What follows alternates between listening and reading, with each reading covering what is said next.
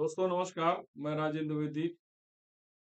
तीन राज्यों के चुनाव परिणाम आने के आज 8वें दिन तीनों राज्यों में मुख्यमंत्री का चेहरा भारतीय जनता पार्टी ने अप्रत्याशित रूप से घोषित किया है। तीनों नए चेहरे हैं और यह वो चेहरे हैं जो अटल अडवाणी एरा से संबंध नहीं रखते हैं। अब जैसे सबसे पहले हम छत्तीसगढ़ की बात करें, छत्तीसगढ़ में विष्णुदेव साय को चीफ मिनिस्टर और दो विजय शर्मा, अरुण साहू दो डिप्टी सीएम बनाए गए और रमन सिंह को स्पीकर बनाया गया। तो विष्णुदेव एसटी वर्ग से आते हैं, अनुसूचित जनजाति उस क्षेत्र से आते हैं, बस्तर क्षेत्र से और जहाँ से सर्वाधिक एसटी बहुल क्षेत्र है और वहाँ की मैक्सिमम सीटें भाजपा ने जीती है। पिछली बार जो 14 सीटें जहाँ डिप्टी सीएम देव साहब का जो है राय साहब का क्षेत्र था, जो इस बार खुद भी चुनाव हार गए 155 वोटों से, 14 की 14 कांग्रेस जीती थी। इस बार 14वां बीजेपी जीती है। तो उस क्षेत्र आते हैं और एसटी जो है भारतीय जनता कांग्रेस का वोट बैंक माना जाता था। अब चाहे छत्तीसगढ़ हो, राजस्थान, मध्य प्रदेश, जहां भी हो, एसटी बहुल सीटें जितनी होती मैक्सिमम कांग्रेस की जीत होती थी पिछले चुनाव में। और वोट प्रतिशत भी इसलिए हार के बावजूद कांग्रेस का अच्छा रहता है क्योंकि एसटी क्षेत्र में इनको अच्छे वोट मिलते। इस पर इन्होंने इस बार भारतीय जनता पार्टी ने इस क्षेत्र में बहुत अच्छा कार्य किया है। तो छत्तीसगढ़ में ये बनाकर, दूसरा इन्होंने मध्य प्रदेश में जो चीफ मिनिस्टर बनाया है मोहन यादव, मोहन यादव को बना करके भारतीय जनता पार्टी ने कई संदेश दिए। एक तो ये है राहुल गांधी की जातीय जनगणना जो बात उठा रहे थे, या बिहार में नीतीश कुमार ने और तेजस्वी यादव ने जातीय जनगणना कराई थी, उत्तर प्रदेश में अखिलेश यादव की जो यादव सियासत थी उस पर भी एक विराम लगाने का प्रयास किया है कि यादव भाजपा से एकदम अलग नहीं है, क्योंकि क्योंकि पहले ये माना जाता था, माना क्या जाता, भाजपा की सियासत भी अति पिछड़ों पर आधारित थी, माइनस यादव 2014 रहा हो, 17 रहा हो, 19 रहा हो या 22 तक रहा। लेकिन अब स्थितियां धीरे धीरे बदली, क्योंकि पिछड़ों में दो कम्युनिटी, उत्तर प्रदेश हो या मध्य प्रदेश, राजस्थान, दो तीन कम्युनिटी जिसमें यादव एक महत्वपूर्ण कम्युनिटी, उसको माइनस करके पिछड़ों की सियासत करना बहुत आसान नहीं है। तो मोहन यादव को चीफ मिनिस्टर बना करके, उत्तर प्रदेश में मोहन यादव का संबंध अंबेडकर नगर से, उनकी ससुराल उस क्षेत्र में आती है, तो उत्तर प्रदेश से भी उनका संबंध है। तो इसका भी एक प्रभाव यादव सियासत पर भी जाएगा, क्योंकि अभी माना जा रहा था कि 2022 विधानसभा चुनाव में मैक्सिमम 90% वोट जो है माना जाता था अखिलेश यादव के साथ थे। लेकिन अब उस पर भी जो अखिलेश यादव की तमाम नीतियों से या उनके व्यक्तित्व से या परिवार से नाराजगी होगी, उसके लिए एक प्लेटफॉर्म मिल गया है।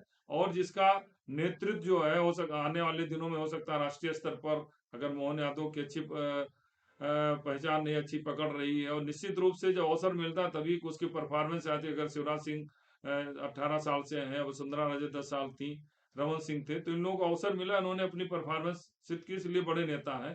तो ये जितने नेता बनाए गए हैं, तीनों बनाए गए, चाहे विष्णुदेव हो, अरुण मोहन यादव हो या मदन लाल शर्मा, जो first time Bharatiya Janata party के नेता हैं, जो भी जिन्हें राजस्थान की कमान सौंपी गई, तीनों नए नेता हैं और पहली बार अवसर मिला है। तो हो सकता है कि अच्छे परफॉर्मेंस करके भी कल बड़े नेता के चेहरे के रूप में हो। दूसरा यह है कि इन नेताओं को बना करके भारतीय जनता पार्टी, जो मेरा अपना मानना है, वो गलती नहीं करे जो कांग्रेस ने की है, क्योंकि कांग्रेस ने सेकंड लीडरशिप पनपने नहीं दी। और जो तीनों राज्यों में भारतीय जनता पार्टी ने जातीय समीकरण, जैसे मान लो एसटी को बनाया, ओबीसी को बनाया और ब्राह्मण्स को मौका दिया, और राजपूत को डिप्टी सीएम बनाया, मध्य प्रदेश में ब्राह्मण को डिप्टी सीएम बनाया, एक ओबीसी डिप्टी सीएम बनाया। तो महिला को भी इन्होंने, राजपूत महिला को दिया, कुमारी को दिया, जो वसुंधरा राजे के विरोध में मानी जाती है। तो बहुत सारे जातीय समीकरण इन्होंने सेट करिए और नई लीडरशिप का अवसर दिया। दूसरा ये है कि माना जा रहा है कि अगर आप भारतीय जनता पार्टी के या मोदी और शाह के एरा को देखें, तो पूरे सियासत में, पूरे देश में केवल एक चेहरा राष्ट्रीय स्तर पर राजनाथ सिंह है, जो केंद्रीय मंत्रिमंडल में मेरा अपना मानना है, जो जानकारी के अनुसार कि मोदी जी के मंत्रिमंडल में इस कार्यकाल में कोई भी ऐसा मिनिस्टर, पुराना मिनिस्टर नहीं जो अटल बिहारी वाजपेयी में रहा हो। दूसरा यह है कि शिवराज सिंह चौहान और वसुंधरा राजे, ये उस समय से चीफ मिनिस्टर थी जब मोदी जी गुजरात के चीफ मिनिस्टर होते, तो ये सीनियरिटी में भी लगभग मोदी जी के ही पैरेलल थे। और बहुत सारी ऐसी स्कीमें शिवराज सिंह खुद अपने स्तर से केंद्र की योजनाओं के साथ साथ शिवराज सिंह अपनी पहचान अपने उसके लिए अलग से भी योजना चलाते थे। वसुंधरा राजे पर पहले से भी ये था कि संघ की कम सुनती हैं और वो उतना प्रभाव मोदी जी का दखल कम ही रखती हैं। तो बहुत सारे चीजें थी। दूसरी ये है कि इन तीनों का जो एक प्रभाव था और एक ये था कि हम रहेंगे तो मुख्यमंत्री हम कैसे मैनेज कर पाएंगे, ये सब बहुत सारी चीजों पर भारतीय जनता पार्टी ने विराम लगाया। और जहां तक 2024 के लोकसभा का चुनाव का सवाल है, तो जब विधानसभा चुनाव मोदी के चेहरे पर लड़े गए और जीते हैं, तो लोकसभा में तो मोदी का चेहरा होगा। वही जब राज्यों में कोई किसी का मुख्यमंत्री नहीं घोषित था और मोदी के चेहरे को आगे करके तीनों राज्यों के चुनाव जीते गए, तो लोकसभा में तो मोदी का ही चेहरा होगा। तो ये बहुत सारे फैक्टर हैं और मेरा अपना नहीं माना कि जो नए चेहरे दिए गए हैं ये बहुत ज्यादा लोकसभा के लिए उपयोगी होंगे, तो मोदी के चेहरा ही सबसे आगे होगा। और जहां तक नाराजगी की बात है, तो ये मान के चलिए कि बड़े पार्टी में नाराजगी बड़ा सा बड़ा नेता नाराजगी के साथ अलग होता है तो उसका अस्तित्व खत्म हो जाता है। उत्तर प्रदेश में कल्याण सिंह से बड़ा नेता ना शिवराज सिंह चौहान है और ना वसुंधरा राजे, उनका बहुत बड़ा कद था। उत्तर प्रदेश बहुत बड़ा राज्य है। और 91 के 92 में जब अयोध्या कांड हुआ था तो उसके हीरो माने जाए, हिंदुत्व के बहुत बड़े चेहरे थे, बैकवर्ड के सबसे बड़े चेहरे थे। लेकिन जब उन्होंने बीजेपी में बगावत की, तो ये मान के चलिए कि उनको अपनी सीट जीतने के लिए मुलायम सिंह यादव का सहारा लेना पड़ा था। इसी तरह कांग्रेस में बड़े बड़े चेहरे पार्टी छोड़ के गए, विलीन हो गए थे, उनका नाम सीन से गायब हो गया था। तो भारतीय जनता पार्टी में जितने बड़े चेहरे हैं, जिसको आप वसुंधरा राजे के, ये शिवराज के, तो क्षणिक टाइम हो सकता है कि इनसे लोग सिंपैथी रखें और लेके कहें कि भाई बड़े नेता थे, इनको मौका नहीं मिला। लेकिन बगावत की या नाराजगी की, इन लोगों में इनका कोई बहुत फर्क, बहुत कोई प्रभाव भारतीय जनता पार्टी में पड़ने वाला नहीं। जो भी कैलकुलेट कर रहे हैं, कैलकुलेशन कर रहे हैं कि इनके नाराजगी से मध्य प्रदेश में या राजस्थान में लोकसभा चुनाव पर, मैंने अपना मानना है जीरो, कोई फर्क नहीं पड़ेगा। क्योंकि विधानसभा इनको माइनस करके जब मोदी के चेहरे पर लोग विधानसभा जीती जा सकी है, तो लोकसभा तो मोदी का चेहरा होगा। मैं फिर इस बार को रिपीट कर रहा हूँ।